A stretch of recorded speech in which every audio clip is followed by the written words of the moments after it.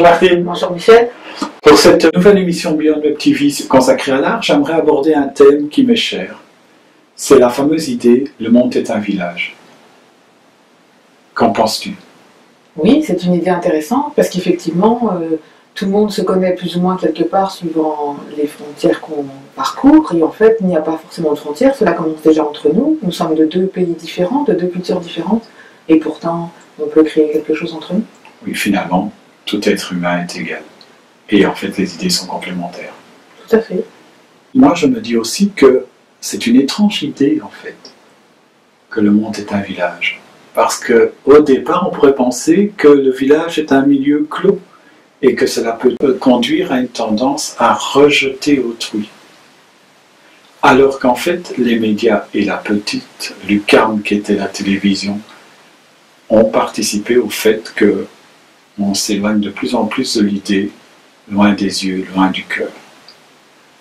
En fait, je trouve cela très très intéressant et on voit que l'art, aussi bien dans le monde classique que contemporain, est un vecteur qui aide à la socialisation du monde.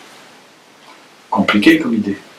Oui, et d'autant plus, comme tu disais tout à l'heure, par Internet, on a non seulement accès à la culture différente de chaque pays, mais on a aussi accès à la culture en direct des pays, puisqu'on peut discuter en direct avec des personnes qui vivent dans ce pays. Oui, discuter et découvrir ce qui se passe en direct. Là, c'est vraiment la force des nouveaux médias. Donc, en fait, nous participons tous à cette genèse nouvelle qui permet d'être plus forte que les extrémismes liberticides. Pourquoi?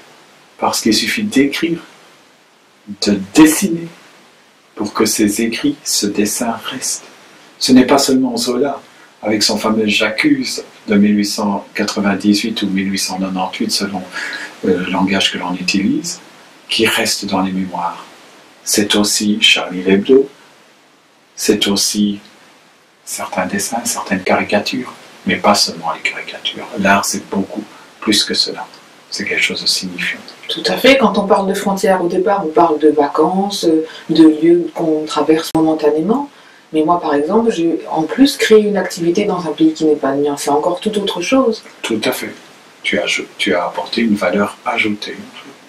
Voilà, donc c'est une frontière sans l'être quand même, puisqu'on peut passer d'un pays à l'autre. La frontière est là par la langue du pays dans lequel on parle, mais aussi par la culture, etc., qui en fait peut se compléter. Moi j'ai un autre souvenir, et ça c'est un souvenir personnel que nous avons partagé. Tu te souviens de cette balade au nord de la République tchèque, à la limite de la frontière polonaise, et nous étions accompagnés d'amis très chers, d'enfants, et qui s'amusaient à découvrir les bornes qui séparaient les deux pays, et en disant Česko, Polsko, et ainsi de suite, et qui en fait avaient créé un rythme de marche pour aller de borne en borne, et elles allaient même plus vite que nous. C'est fou ça, parce qu'on voyait qu'en fait, en remarquant cette petite différence, ça a créé une idée supplémentaire. Voilà, ça devenait un jeu, et la frontière n'était pas un problème. D'accord. Je ne pense pas qu'il faille pour autant considérer que toute frontière doit disparaître, parce que c'est quand même un système de gestion qui permet de lancer des projets, etc. Je pense par contre que le phénomène d'intégration européenne est un axe majeur dans le développement de la société mondiale. Donc, et c'est grâce à ça que nous avons pu créer notre activité. Et moi, ça me fait penser à ceci, c'est qu'en fait, au lieu de confronter, lorsque l'on associe les idées, on dynamise la société, les idées, les projets et tout cela. Et là, en plus, il y a une question de génération, de culture, c'est tout un ensemble. Oui, et on a vu d'ailleurs qu'en fait, c'était les plus petites qui entraînaient les plus grands. Et des personnes qui ne parlaient même pas notre langue. Oui, c'est assez fou ça. Moi, je trouve ça extraordinaire.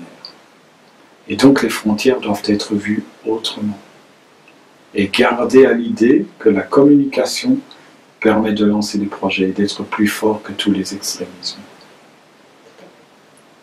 Voilà un vaste sujet, encore une fois, à croire qu'on ne fait que découvrir de vastes sujets.